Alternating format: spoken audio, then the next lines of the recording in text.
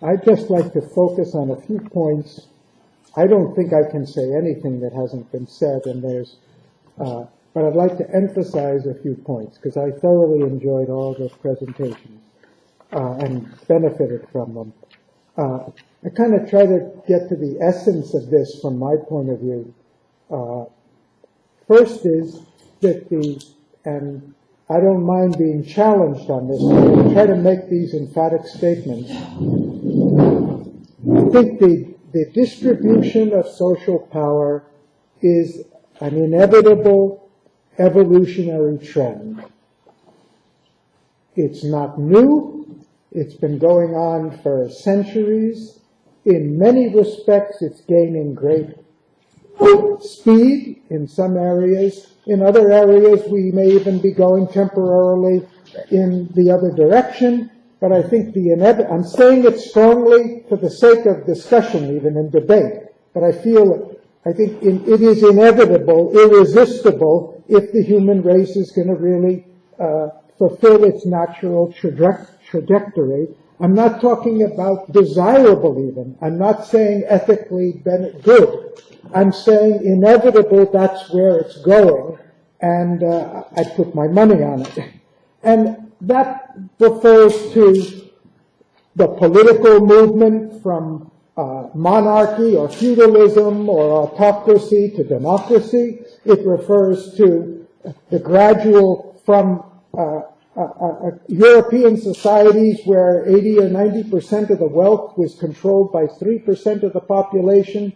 That was the case 200 years ago, to the point where we have a middle class growing all over the world, not only within societies but around the world. We're a process. The spread of education, the spread of information, the capacity for transport and communication, which I listed as social powers the first day, healthcare, the dissemination and access to science and technology, and all the others. So I think the trend, the direction is clear. It's an evolutionary direction, and it's inevitable.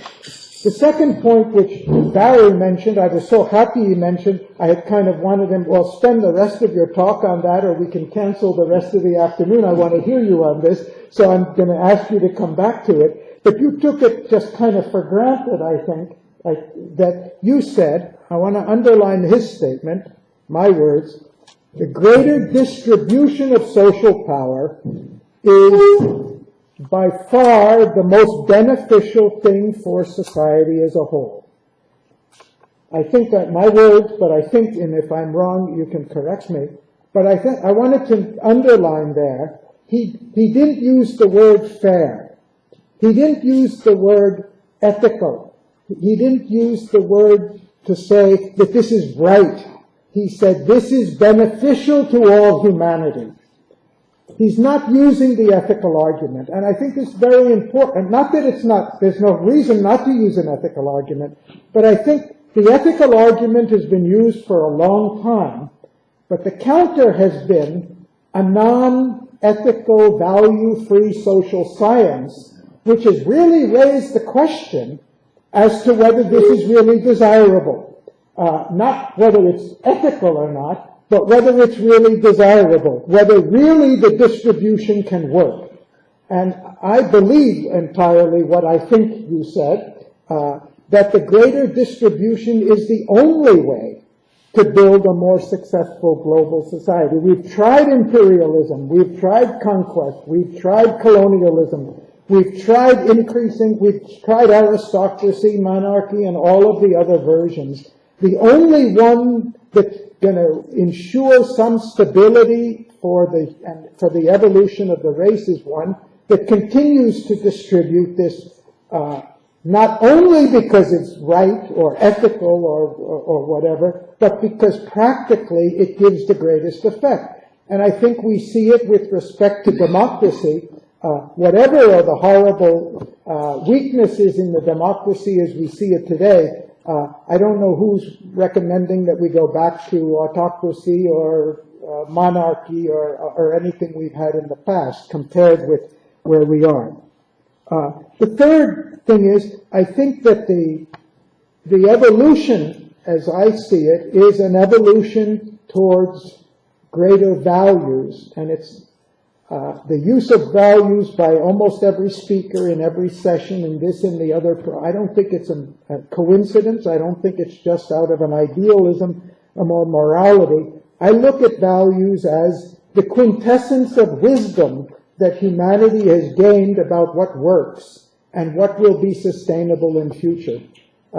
Freedom is not only ethically good and not only it feels good, but freedom is the only way to release the human potential that makes our society more creative.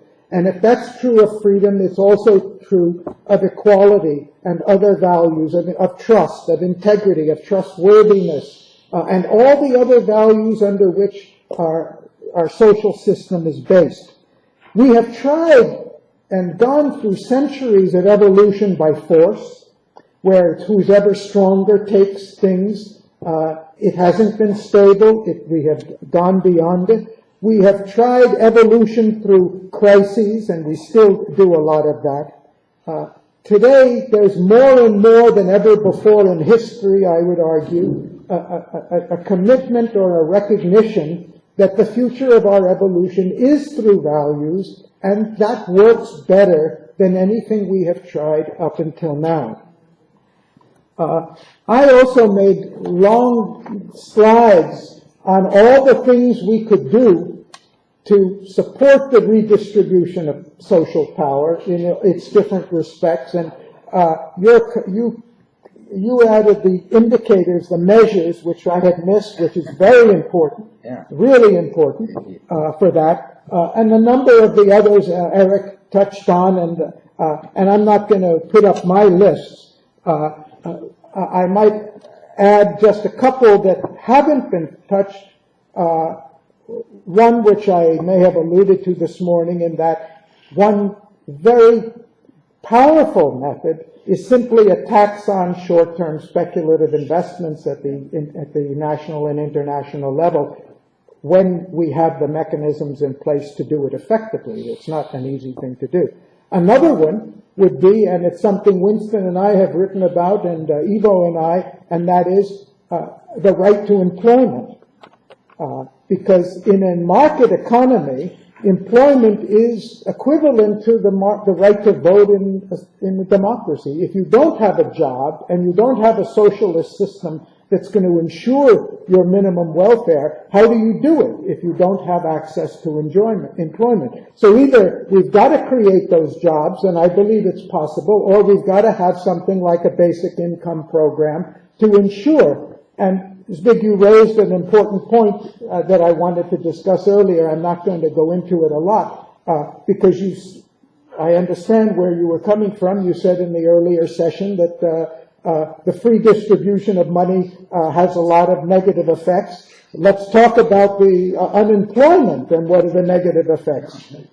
The costs to society, the crime rates, the violence, the health degeneration, the breaking up of families, the terrorism.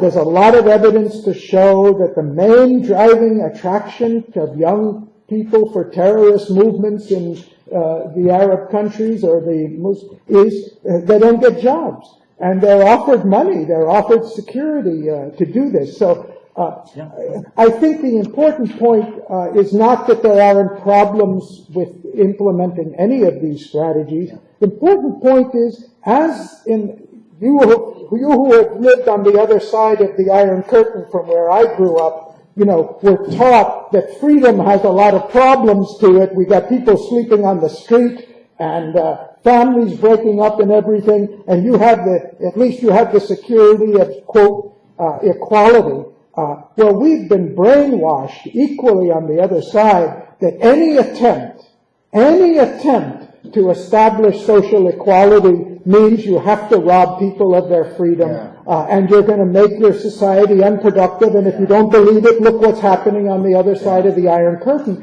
which had nothing to do with equality at all. It had everything to do with authority. It had everything to do with preventing the growth and expression of human energies and initiatives, which there's no reason to think that we can't have freedom and both, even if neither system has done it up until now. So I think finally, Barry, you mentioned a very important point, which again there was no time to elaborate. You mentioned that ultimately the issue of global governance is critical for addressing this issue. And Winston and I wrote a paper a few years ago on global rule of law in which we talked about sovereignty, and we argued in that paper that ultimately we have to have an evolution of sovereignty that doesn't delegitimize the rights of a nation state, but that also recognizes the rights of humanity. And we do not have a global system of governance that recognizes the rights of humanity except in a Declaration of Human Rights. At the national level, we have recognized the rights of individuals to some extent, as opposed to the rights of the nation. There's something. But at the international level, the rights of humanity, the rights of the global community, it's really the nation states that are being governed. So I thought you'd raised an important point. My final comment would be, which kind of explains why I think we're here, that apart from all of these strategies, I think there is something else necessary in order to bring this about, and that's intellectual. We have to bring values back into our study of the social sciences and make them explicit. We have to say that social sciences have an explicit goal and objective, which is to maximize human well-being. Yeah. We have to make explicit the implicit premises behind our theories, especially our economic theories, but even our political theories, even our international theories, so that we can really move towards a human-centered theory of society, which is really the purpose of this whole series of conferences. Thank you.